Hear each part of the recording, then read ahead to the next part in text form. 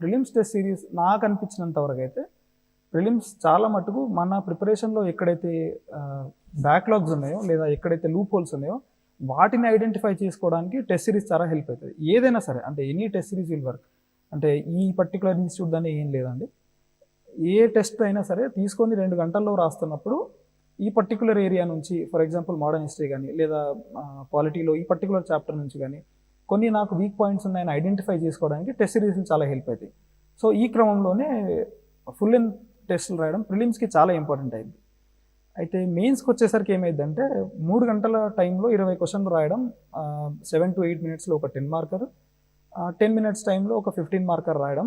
ఈ time management ఒకటి, మనం ఒక టాపిక్ మీద ప్రిపేర్ అయిన ఆన్సర్లని అక్కడ ఎగ్జామ్ హాల్లో 3 hour టైంలో పర్ఫెక్ట్గా రిప్రొడ్యూస్ చేయగలగడం, అంటే అడిగిన డిమాండ్కి రిప్రొడ్యూస్ చేయగలగడం చాలా ఇంపార్టెంట్ అయిపోద్ది మనకు మార్కులు రావడానికి.